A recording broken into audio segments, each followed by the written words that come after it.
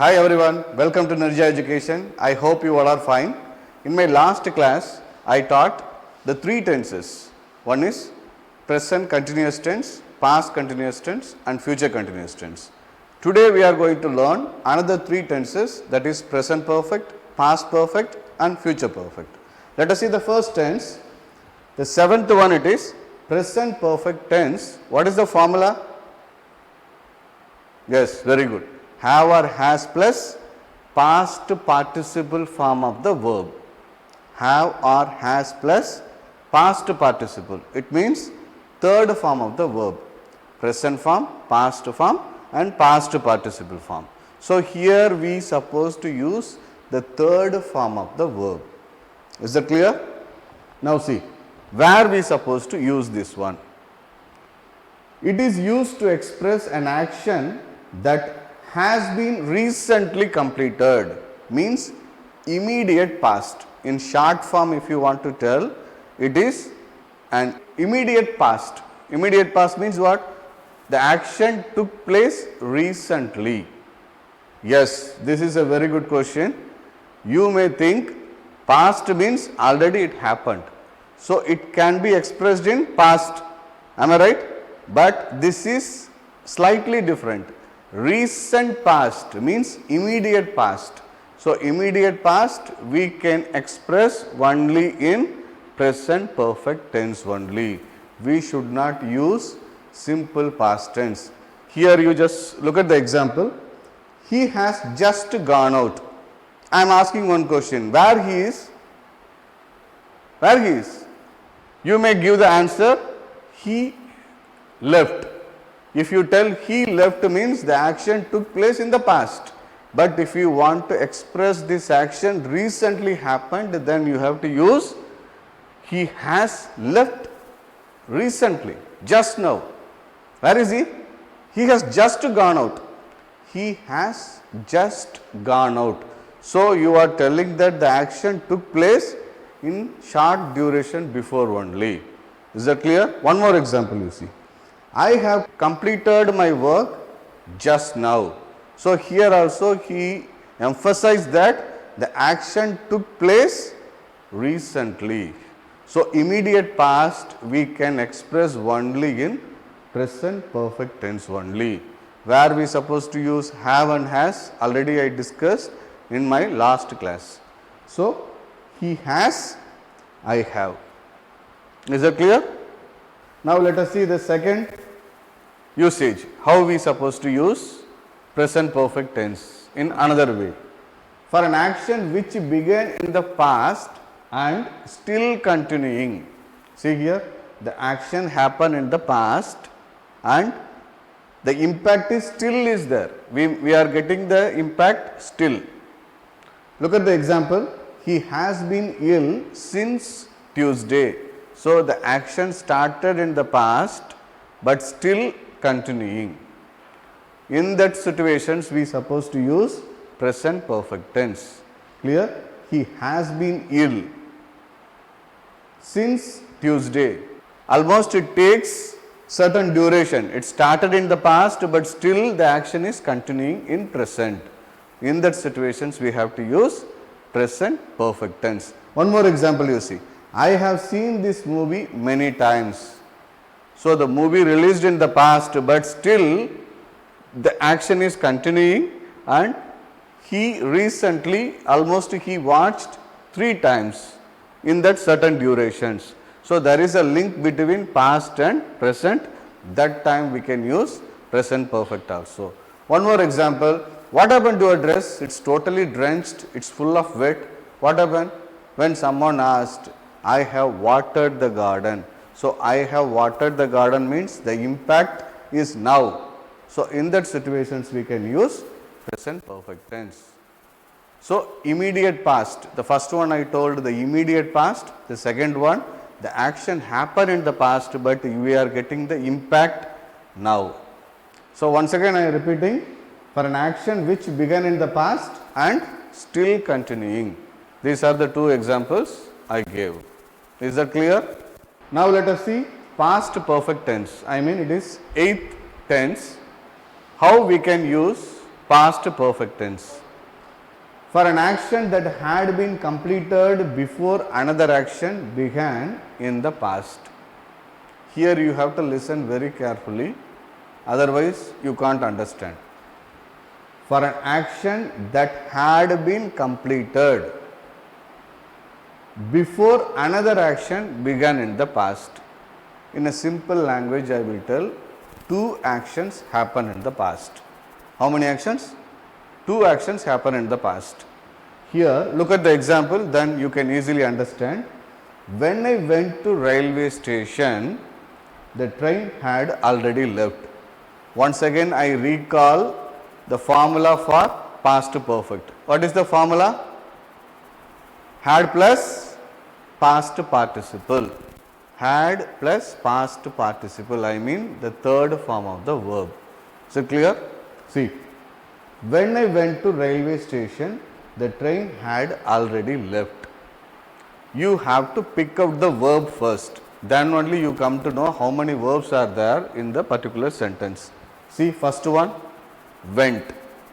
Went, it is in past tense, very good, past form of the verb it is. So we come to know this is past tense. Another one you see, had left, had plus past participle. So had and leave, left, left. So past participle. Clear? So here I combined two sentences, two actions happen in the past. Which action happened earlier than the other? See once again, when I went to railway station, the train had already left. Which action happened before? Which action happened first and which action happened second? That you have to tell. Which action happened? The train had already left. This is the first action. After that only I went to railway station. So when two actions happen in the past, the very first action we have to write it in past perfect, and the recent action, I mean the second action, that you have to write it in simple past. Is that clear? When two actions happen in the past, the recent one means second action. Second action should be in simple past, and the very first action which happened, that should be in past perfect tense. So first you have to underline the verb, then only you come to know which tense is past and which tense is in past perfect. One more example. I had done my work before my father came. So before my father came means the father came later only, but he had completed. I mean I had completed the work already. I had done my work before my father came means father came later only, but the action already took place. So the very first action we have to write it in past perfect, the later action should be in simple past. Is that clear? Now let us see the past perfect tense, its uses, the second way. To describe an action in the past which became the cause of another action. So once again here two actions happen in the past, one action leads to another action. Means, look at the example. The child was crying because the father had beaten him. So which action happened first? This action. The father had beaten him. Had beaten. Already I told had plus past participle form of the verb, I mean third form of the verb.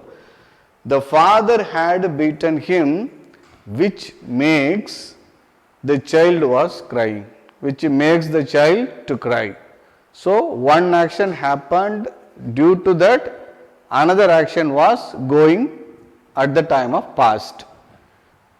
The father had beaten him, that is the reason the child was crying. So the first action should be in past perfect, the second action which was going at the time of past, that should be in past continuous tense. Look at the example of second one. He was weeping because he had lost his bag. So, which action happened? This action happened first, which leads to the second action.